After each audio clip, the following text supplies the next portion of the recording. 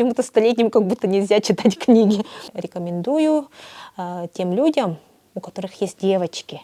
Для сплочения семьи вот книги, я думаю, тоже хороший инструмент.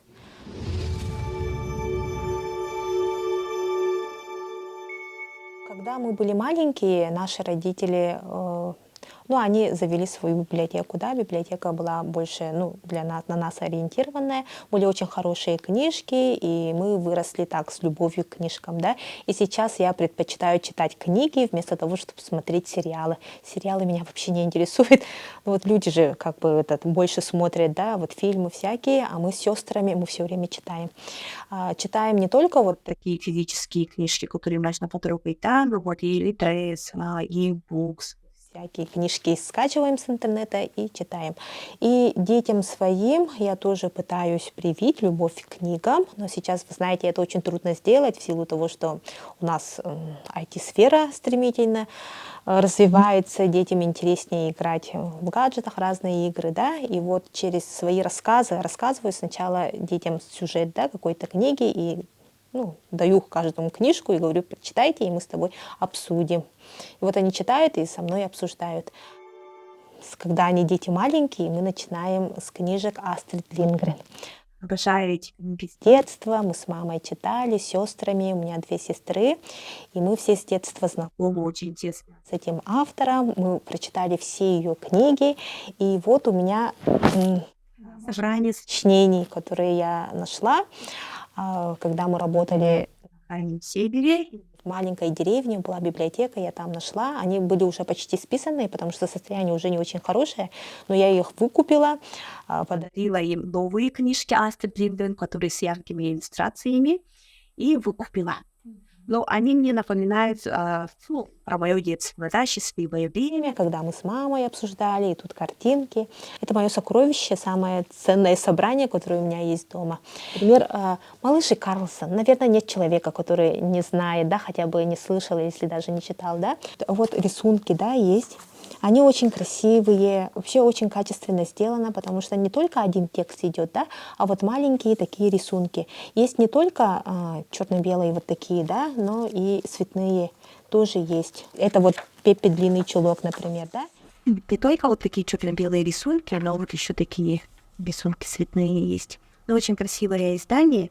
И перевод, вот самое главное перевод же, потому что не на русском языке же написано, да, перевод мне очень нравится. У меня 2 девочек, им 9 и 10 лет. С ними они еще не читали. Вот очень хочу найти книгу, такую физическую, да, «Энн из зеленых крыш». Это автор Люси Мот Монгомери. Детям, наверное, такой формат тоже, мне кажется, интересен, потому что он как комиксы сделан. Это про девочку-сироту, которую удочерили брат с сестрой. И вот история о том, как она растет, роман, можно сказать, да, когда девочка приезжает вот на ферму, ферма называется «Зеленые крыши», потому что у фермы зеленая крыша. И вот это очень хорошая девочка, рыжая, какие трудности она испытывает, как растет, как взрослеет, как встречает свою первую любовь, да, как она учится, как выходит замуж. Дальше роман идет, но он очень долгий, да, на всю жизнь. Будет интересно не только подросткам, но и людям всего возраста, мне кажется, потому что это книги о доброте, о честности, о справедливости, о том, как важно любить и беречь друг друга. Дальше еще мы очень любим читать вот такие юмористические произведения, да. Мне нравится Нарине Абгарян «Манюня». Серия тоже из нескольких книг состоит.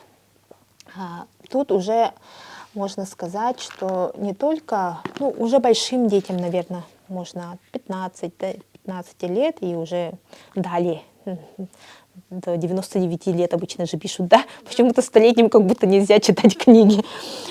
Тут тоже несколько, первое это Манюня, потом Манюня пишет фантастический роман, и про Юблейба, это про девочку, и рассказывает ее подруга, вот сама Нарине Абгарян, это можно сказать, что это история из ее реальной жизни. Написано очень хорошо, прям когда читаешь, хохочешь, и хочешь вернуться в советское время. Хотя я там еще не была же, да, мы только родились, но еще плохо помним. Но прям очень хорошо написано. Тоже книги о доброте, с юмором написано. И ну, нет ничего такого негативного, то, что расстроило бы. Наоборот, заряжаешься позитивом, и жизнь кажется легче. Если родитель сам не любит читать, то это очень тяжело привить ребенку, потому что если человек, ну, ребенок не видит, что его родитель читает, то он думает, что это ему тоже не нужно же, да. Поэтому я люблю читать физические книги, чтобы дети вот сами видели, что книга это интересно, что книга чему-то учит, да, что от нее улучшается настроение. Я вот говорю детям, когда у меня плохое настроение, я говорю, я сейчас это окунусь в мир добра, и это обратно буду уже с хорошим настроением. Поэтому детишкам своим даю книги тоже почитать, потом мы с ними обсуждаем, это нас очень сближает, потому что у нас как будто появляются такие общие темы, какие-то любимые герои. Если кто-то плохой, не так делает, какие-то плохие поступки совершает, мы тоже с ними обсуждаем, ближе к своей жизни, да, почему так. И они тоже рассказывают, вот у меня подруга, она что-то сделала. Вот для сплочения семьи, вот книги, я думаю, тоже хороший инструмент.